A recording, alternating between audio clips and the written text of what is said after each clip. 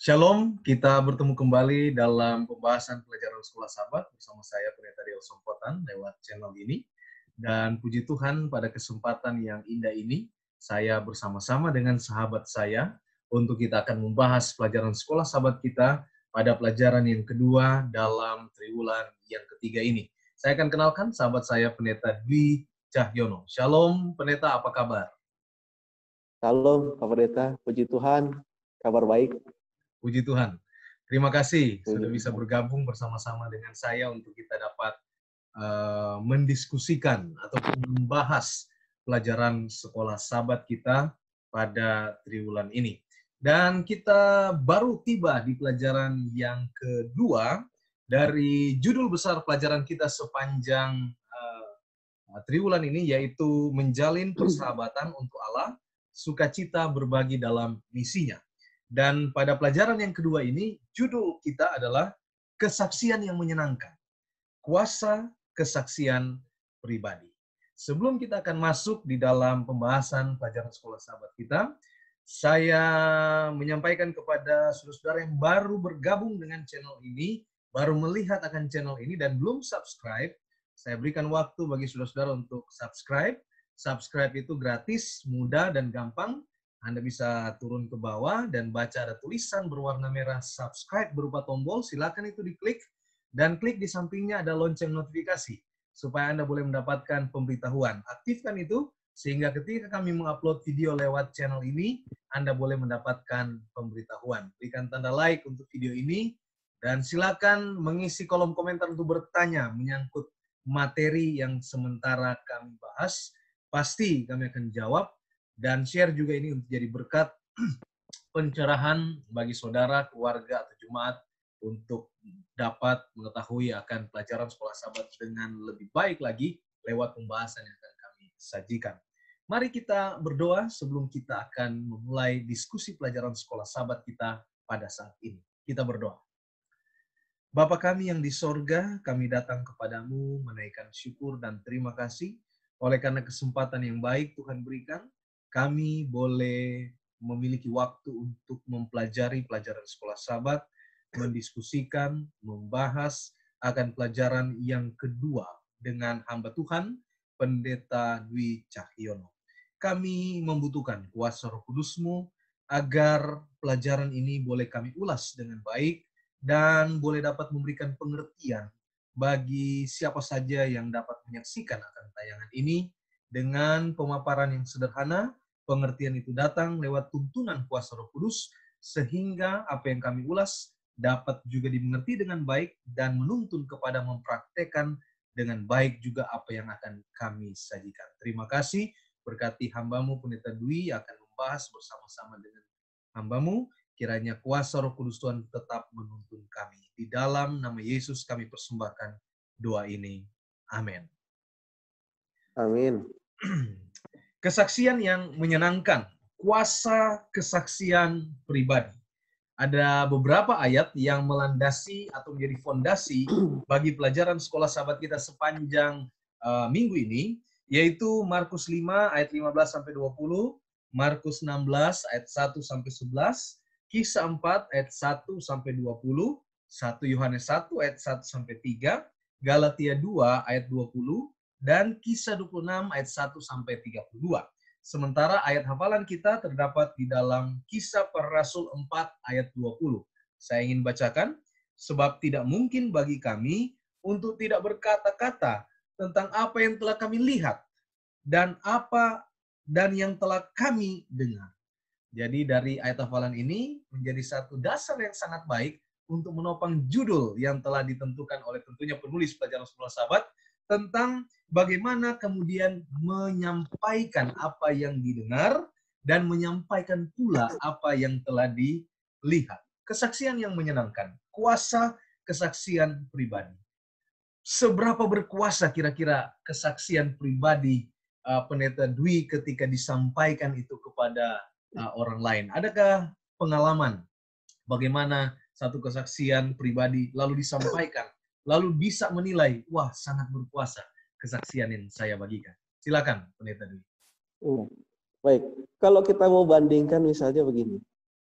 kalau pada saat kita misalnya sebagai seorang hamba Tuhan maupun sebagai seorang pelajar daripada kitab suci, pasti kita punya pemahaman Alkitab, ya.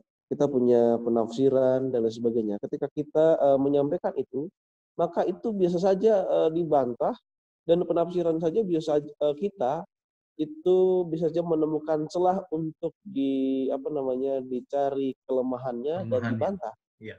Ya, tapi ketika kita berbicara mengenai pengalaman hidup bersama dengan firman Allah, bersama dengan Tuhan, pengalaman-pengalaman rohani kita selama kita mengenal Tuhan, itu tidak akan bisa dibantah. Karena apa? Kita mengalaminya.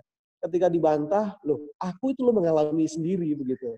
Jadi bagaimana orang mau membantah itu? Jadi kesaksian pribadi ini memiliki kuasa yang sangat besar, dan itu akan membawa pengaruh kepada orang lain, dan dengan apa yang kita alami, pengalaman-pengalaman rohani kita bersama-sama dengan Tuhan, itu memiliki kuasa juga untuk membuat orang lain membangun atau belajar daripada pengalaman rohani yang kita miliki. Nah, Saya jadi punya itulah pengalaman. sangat berkuasa. Iya. Ya, monggo. Saya punya Ya. pengalaman selama pandemi COVID-19 ini ya. Di bulan Maret itu dimulai, dan ya memang kita semua tidak mengharapkan hal seperti ini terjadi. Tetapi satu hal yang sangat dapat saya rasakan bahwa ketika di akhir bulan Maret itu kemudian gencarnya COVID-19 ini masuk kemudian ke Indonesia, lalu kemudian terjadi penyebaran yang sangat masif, lalu akhirnya istilahnya harus di lockdown atau dianjurkan oleh pemerintah, kemudian kita harus di rumah dan tidak keluar. Ya memang di satu sisi bagi kita yang biasa keluar melawat ataupun mengantarkan anak ke sekolah ataupun mengerjakan pelayanan dan lain sebagainya, tentunya setelah diam di rumah ini merupakan satu waktu yang betul-betul sangat berat. Tetapi ada hal yang positif yang saya rasakan bahwa dengan adanya COVID-19 ini, kita lebih banyak waktu justru dengan keluarga.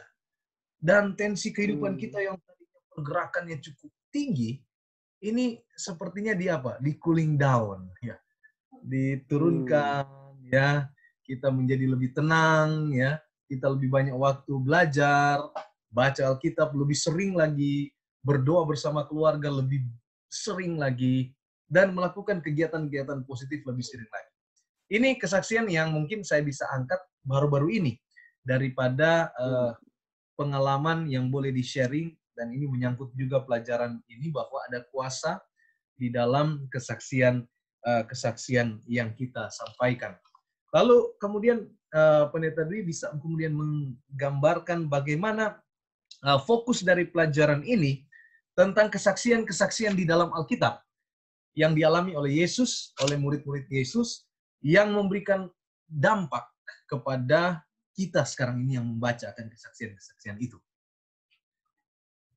Baik, ya. Jadi Alkitab ini ya ada beberapa bagian, dan itu sebagian besar itu adalah berisi daripada pengalaman hidup mereka bersama dengan Tuhan, pengalaman rohani mereka bersama dengan Tuhan, bagaimana Tuhan itu bekerja untuk menyelamatkan mereka sebagai umat-umat Tuhan, dan bagaimana Tuhan itu menunjukkan kasih-Nya kepada umat-umat Tuhan itu.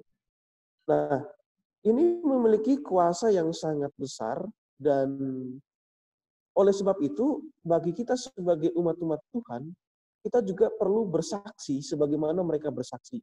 Kita perlu memiliki pengalaman rohani sebagaimana mereka memiliki pengalaman rohani. Dan kita harus juga membagikan ya pengalaman rohani kita sebagaimana mereka membagikan pengalaman rohani itu.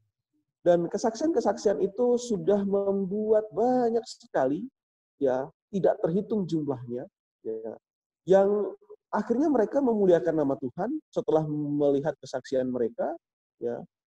Ada yang bertobat, ada yang mengubah arah hidupnya, ada yang menyerahkan seluruh hidupnya untuk Tuhan oleh karena melihat ataupun mendengar kesaksian mereka atau membaca kisah-kisah hidup mereka yang dialami bersama-sama dengan Tuhan. Ya, jadi disebutkan di contoh di beberapa cerita di sini, misalnya ada kisah orang yang gila, ya, yang ada di Dekapolis di Dekapolis, pelajaran ya. hari Minggu, ya, di hari Minggu ya. Nah, dia mengalami pengalaman rohani bersama Tuhan yang sangat luar biasa. Dia dirasuki setan yang jumlahnya sangat banyak. Ya, dia mereka menamakan diri mereka legion. Ya, dalam bahasa Yunani ini adalah tentara daripada kumpulan tentara daripada Roma, tentara Roma yang sangat besar, yang jumlahnya antara 4.000 sampai 6.000. Ya, sangat tersiksa. Bagaimana satu orang dikuasai oleh jumlah setan, kuasa kegelapan yang sangat besar, dan akhirnya dia mengalami penderitaan yang sangat dahsyat. Kemudian diselamatkan oleh Tuhan. Nah, setelah diselamatkan, di Markus 5 ayat 19, nah saya bacakan ayatnya. Ya. Markus 5 ayat yang ke-19. Berkata demikian Tuhan Yesus. Yesus tidak memperkenankannya, tetapi ia berkata kepada orang itu, pulanglah ke rumahmu kepada orang-orang sekampungmu, dan beritahukanlah kepada mereka segala sesuatu yang telah diperbuat oleh Tuhan atasmu, dan bagaimana ia telah mengasihani engkau. Nah, dengan demikian, orang yang gila ini, ya, diselamatkan oleh Tuhan, dan juga dianjurkan untuk menceritakan kesaksian bagaimana pekerjaan Tuhan dalam menyelamatkan dia, dan itu menunjukkan bagaimana kasih Allah untuk orang yang menderita ini. Tuhan mengubah orang ini menjadi seorang yang memiliki kemampuan bersaksi yang sangat luar biasa, pengalaman rohani bersama-sama dengan Tuhan, bagaimana dia diubahkan, itu akan menjadi sebuah kesaksian yang sangat besar untuk kota Dekapolis. Lalu ada pengalaman yang lain juga kalau kita lihat di hari Senin ya, bagaimana dua orang Maria, ya, dua orang Maria pada hari Minggu pagi, ketika hari kebangkitan Yesus ya, ketika mereka datang ke kuburan itu, lalu mereka kemudian tidak menjumpai akan Yesus, kemudian datang pertolongan surga untuk memberikan pencerahan kepada ketidaktahuan mereka. Di dalam Matius 28 ayat 5 dan 6 disebutkan di sana, akan tetapi malaikat itu berkata kepada perempuan-perempuan itu, janganlah kamu takut, sebab aku tahu kamu mencari Yesus yang disalibkan itu. Ia tidak ada di sini, sebab ia telah bangkit. Jadi ini bicara tentang bagaimana perempuan-perempuan ini, Maria dan teman-temannya, mau rindu untuk bertemu Yesus. Tetapi ketika mereka mendapati satu tempat di mana Yesus yang harusnya ada di sana, Yesus tidak ada di sana, datang pertolongan surga untuk memberikan satu informasi sukacita pada mereka bahwa Yesus itu telah bangkit. Bukankah ini juga satu kabar yang positif ya? Jadi saya pun bisa mengambil satu pelajaran bahwa ketika kita menyampaikan kabar sukacita, kabar yang positif, itu bisa melepaskan orang dari rasa ingin tahu ya, bisa melepaskan orang dari keraguan-raguan ketika kita menyampaikan satu berita yang positif, berita yang baik, kabar dari surga untuk orang-orang yang sementara mencari ketidakpastian. Bagaimana pandangan Pendeta Dwi menyangkut cerita ini? Ya, jadi Pastor Del, nah ada sisi yang lain daripada cerita ini yang sangat menarik juga. Ya. Ketika Maria ini, ya, setelah dia mendengar bagaimana kabar Tuhan Yesus, dia bangkit daripada kematian, ya, dia pergi bertemu dengan murid-murid yang lainnya. Ya, itu di dalam Markus 16 ayat 10 sampai 11. Ya. Saya akan bacakan. Markus 16 ayat yang ke-10 sampai 11. Lalu perempuan itu pergi, memberitahukannya kepada mereka yang selalu mengiringi Yesus, dan yang pada waktu itu sedang berkabung dan menangis. Tetapi ketika mereka mendengar bahwa Yesus hidup dan telah dilihat olehnya, mereka tidak percaya. Wow. Jadi ternyata ini ada sesuatu yang ironis. Justru murid-murid Yesus yang selalu bersama-sama dengan Yesus, mendengarkan khotbah daripada Yesus bahwa nanti Tuhan Yesus akan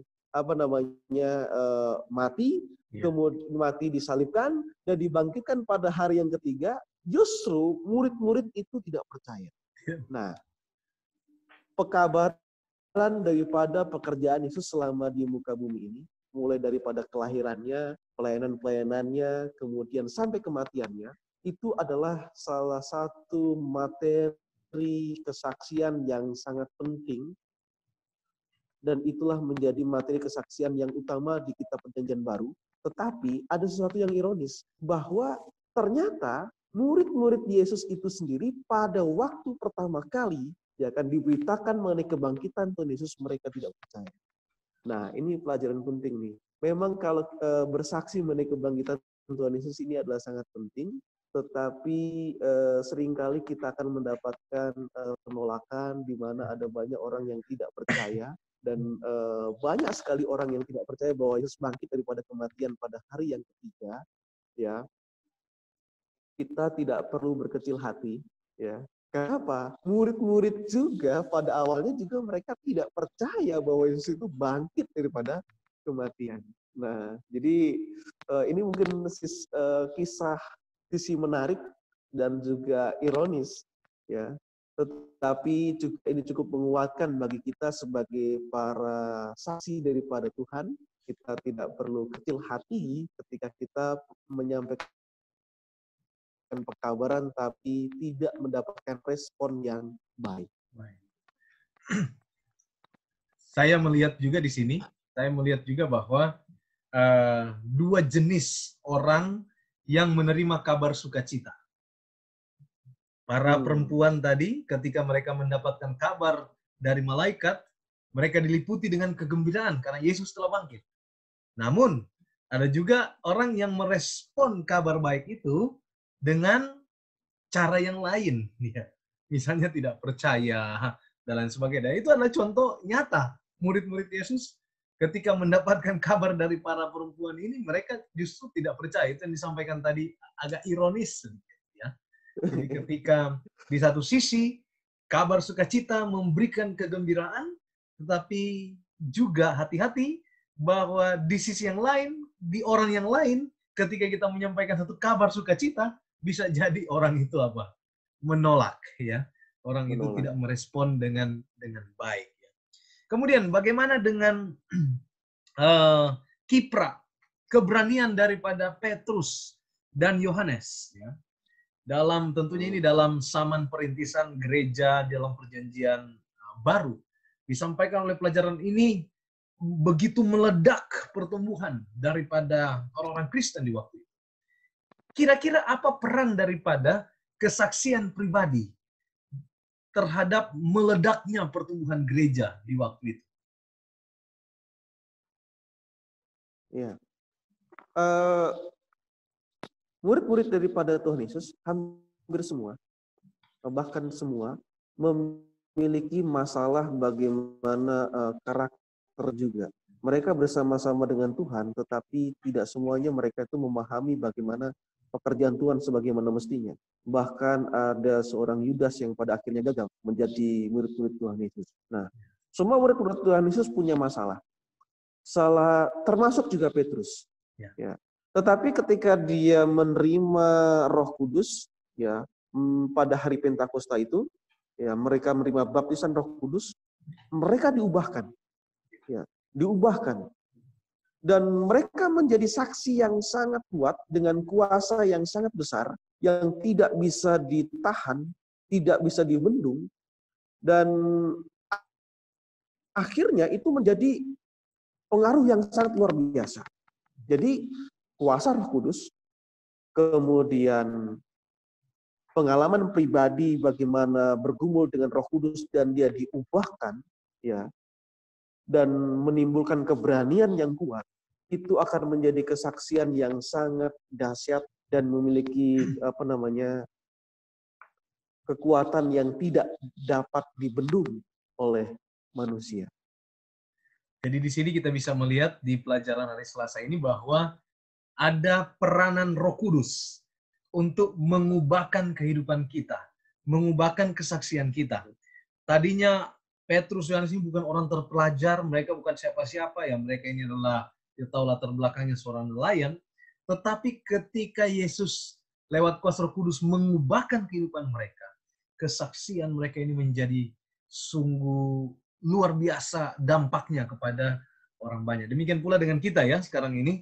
Tuhan tidak memandang dari mana kita berasal, apa latar belakang kita dan sebagainya. Mungkin itu tidak terlalu indah dalam pemandangan manusia.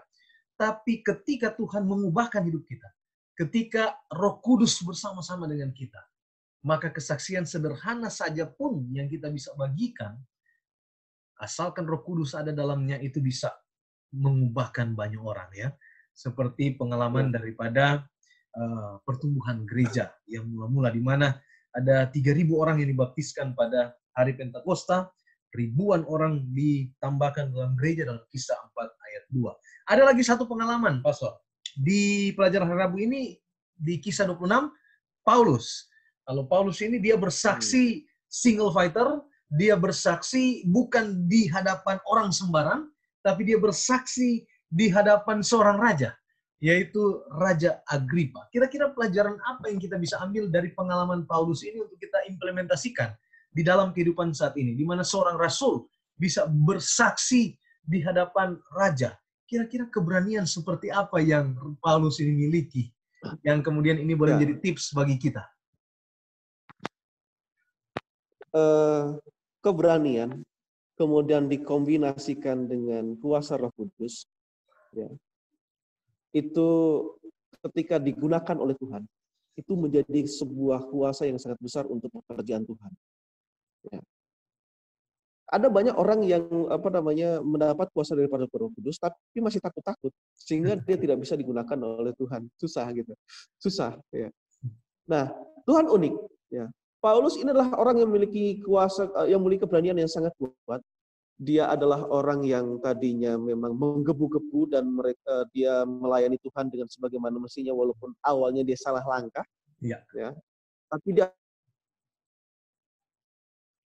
adalah orang yang memiliki tekad yang sangat kuat dan dia sangat berani, memiliki keberanian sangat kuat walaupun fisiknya secara penelitian itu tidak terlalu besar, tapi dia memiliki nyali yang sangat tinggi dan itu digunakan untuk pekerjaan Tuhan.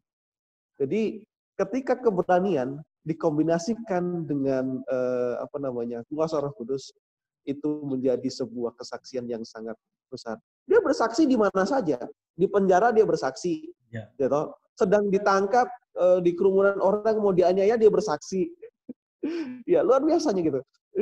Dia sedang diadili dia bersaksi juga di situ, ya dimanapun berada dia bersaksi, ya.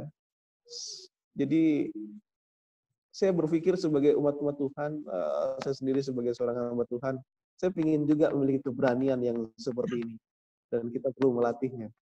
Begitu. Ya. Dan bukan hanya keberanian, Pendeta, kita lihat juga di pelajaran hari Kamis, bahwa diulas latar belakang dari Agripa ini, dia bukan hanya seorang raja saja, seorang penguasa, tetapi dia ini adalah seorang yang skeptis, seorang yang sinis, seorang yang keras, seorang yang benar-benar tidak peduli, acuh tak acuh, ya.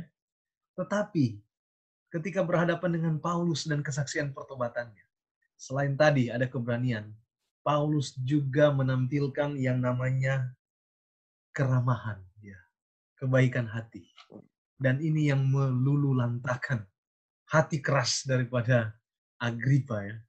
Luar biasa kesaksian Paulus tentang pertobatannya. Bagaimana dia bersaksi tentang Yesus. Bagaimana ada pandangan Pendeta Dwi menyangkut hal ini?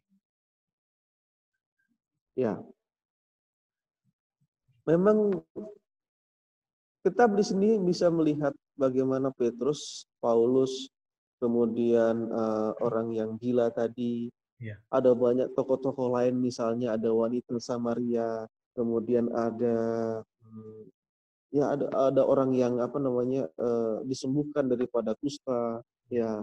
Kemudian ada orang yang buta sejak lahir dan sebagainya. Diubahkan oleh Tuhan dan dia menjadi saksi yang sangat luar biasa. Jadi sebenarnya ini bukan hanya Paulus saja kayak gitu. Tetapi setiap orang yang mau dia diubahkan oleh Tuhan, digunakan oleh Tuhan, kemudian menggunakan seluruh talenta dan kesempatannya untuk melayani dan menjadi saksi Tuhan, dia menyerahkan hidupnya supaya dikendalikan oleh Roh Kudus, ya. Dia akan memunculkan buah-buah roh yang tidak terbendung.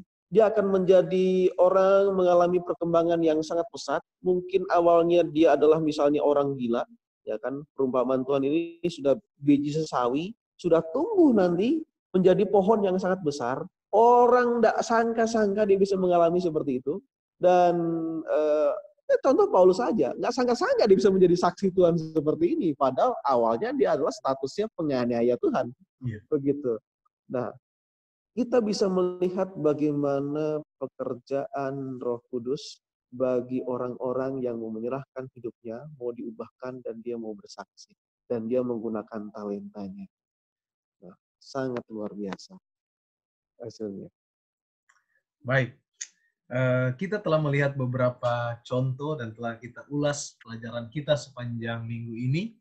Bagaimana kesaksian yang menyenangkan, ya, kuasa daripada kesaksian pribadi lewat pengalaman-pengalaman beberapa tokoh Alkitab atau beberapa orang dalam Alkitab yang tadi sudah disebutkan, 2 orang yang kerasukan setan, pengalaman para perempuan ataupun wanita yang kemudian menjumpai kubur Yesus yang di mana Yesus tidak ada lagi di sana, kemudian pengalaman daripada Paulus berhadapan dengan Agripa, pengalaman daripada Yohanes dan Petrus, bagaimana mereka punya kesaksian yang kemudian mengubahkan orang banyak.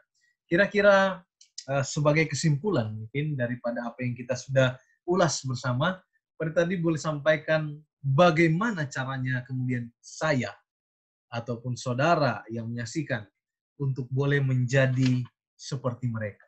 Dalam hal ini memiliki kesaksian yang menyenangkan dan memiliki kuasa dari kesaksian pribadi kita.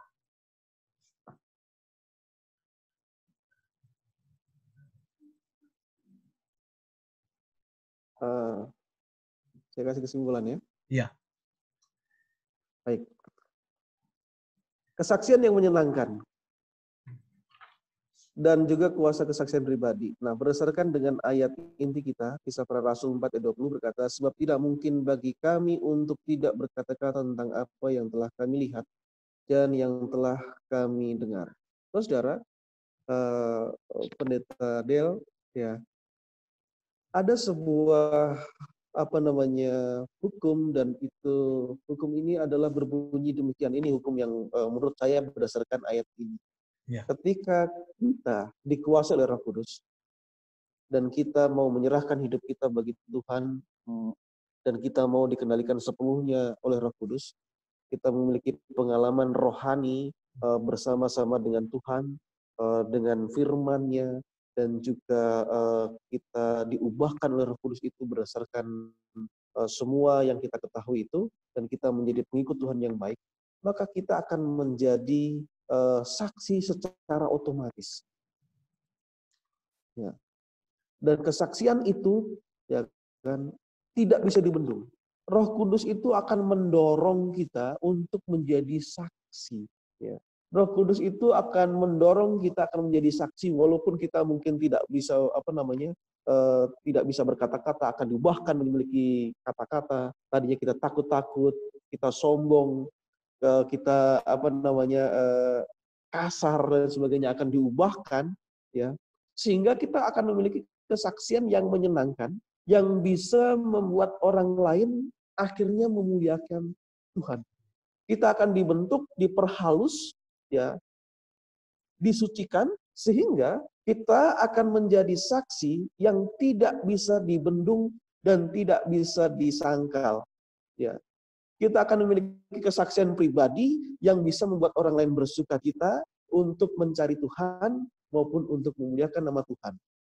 Jadi kita sebagai umat Tuhan pada pelajaran kali ini, ya, kita perlu membangun yang pertama adalah pengalaman rohani bersama dengan Tuhan, kemudian menyerahkan hidup kita supaya kita dapat diubahkan, ya, kemudian bekerja sama sepenuhnya dengan Roh Kudus, kita dikendalikan oleh Roh Kudus dan kita akan menjadi saksi, ya, dengan secara otomatis. Karena apa? Ayat ini berkata, sebab tidak mungkin bagi kami untuk tidak berkata-kata tentang apa yang telah kami lihat dan yang telah kami dengar. Ya, kita pasti akan dibuat menjadi bersukacita, senang, bersaksi. Karena apa? Kita memiliki pengalaman rohani yang penuh, ya, bersama-sama dengan firman Tuhan, bersama-sama dengan Tuhan itu sendiri, dan Roh Kudus itu akan mendorong kita untuk menjadi saksi yang besar, seperti Paulus, seperti Petrus, seperti Maria, ya, seperti orang yang apa tadi, yang gila tadi, ya, yang akhirnya menjadi saksi di Dekapolis. Terima kasih, Pendeta Dwi. Satu ulasan yang sangat baik. Semoga apa yang telah kita perbincangkan boleh dapat dicerna dengan baik tentang bagaimana kesaksian yang menyenangkan. Kuasa kesaksian pribadi boleh kemudian menjadi kesaksian kita juga. Kita menceritakan bagaimana pekerjaan Tuhan di dalam kehidupan kita dengan menyenangkan, dan ada kuasa Roh Kudus di sana, penuh dengan keberanian, keramahan, dan kita bagikan kepada orang. Orang mau terima atau tidak, terima dengan sukacita, puji Tuhan. Tidak diterima, tidak apa-apa, kita tetap memiliki semangat misioneri untuk terus menyampaikan kabar sukacita ini. Baik, kita akhiri dengan doa. Bolehkah Pendeta Dwi pimpin kita di dalam doa penutup? Mari kita berdoa. Bapa di surga, terima kasih ya Tuhan untuk pelajaran yang begitu indah pada saat ini. Dan kami telah belajar bagaimana kami boleh membuat sebuah kesaksian yang menyenangkan, yang bisa membuat orang untuk sukacita, mencari Tuhan maupun untuk memuliakan nama Tuhan. Dan kiranya Tuhan mengampuni kami apabila kami pada kehidupan kami belum menjadi saksi dengan sebagaimana mestinya. Kiranya Tuhan mencurahkan Roh Kudus-Mu atas kami, mengajar dan mendidik kami, mendisiplin kami, supaya kami dapat menjadi saksi-saksi Tuhan. Dan orang-orang akan menjadi memuliakan nama Tuhan, bersukacita untuk mencari Tuhan oleh karena kesaksian kami. Tuhan, gunakanlah kami dan ajarlah kami, supaya kami dapat menjadi saksi dengan sebagaimana mestinya di hadapan Tuhan. Kiranya Tuhan memberkati kami dengan kuasa yang tidak terbatas, memberkati orang-orang yang juga belajar pada firman Tuhan pada saat ini, supaya mereka juga dapat menerapkan firman ini dalam kehidupan sehari-hari, dan kiranya Tuhan senantiasa menjadi penolong kami, supaya kami sebagai umat-umat Tuhan hidup di dalam masa sulit ini dapat bersaksi dengan sebagaimana mestinya. Terima kasih Bapak. Kami berdoa untuk Pendeta Del dan pelayanan di tempat ini, supaya juga dapat menjadi berkat dan sukacita bagi kami yang melihat daripada pelayanan Pendeta Del. Terima kasih Bapak. Di dalam nama Tuhan Yesus kami telah berdoa dan mengucap syukur. Amin. Amin. Baik, terima kasih atas doa dan ulasan dari Pendeta Dwi. Pendeta Dwi Cahyono adalah sahabat saya yang saat ini bertugas sebagai gembala jemaat di Jemaat Prigen dan di Jemaat Sumur Bekas. Sebelum kita akan berpisah, bagi Anda yang baru saja bergabung dan pertama kali dalam channel ini, jangan lupa untuk subscribe channel ini. Subscribe itu gratis, gampang dan mudah. Anda tinggal turun ke bawah. Di sana ada tulisan berwarna merah, subscribe. Silakan itu diklik. Klik juga di sampingnya lonceng notifikasi, aktifkan lonceng notifikasi supaya Anda mendapatkan pemberitahuan ketika kami upload video lewat channel ini. Dan berikan tanda like untuk video ini. Lalu komen untuk bertanya menyangkut materi yang telah kami ulas bersama-sama dengan Pendeta Dwi, pelajaran sekolah sahabat yang kedua, dan silakan bagikan juga video ini untuk jadi berkat bagi orang banyak. Sekali lagi, terima kasih banyak Pendeta Dwi Cahyono atas waktunya. Kiranya Tuhan memberkati dalam tugas dan pelayanan di Jemaat Prigen dan Jemaat Sumur Bekas. Terima kasih. Amin. Shalom. Terima kasih. Salam, Tuhan berkati. Tuhan berkati.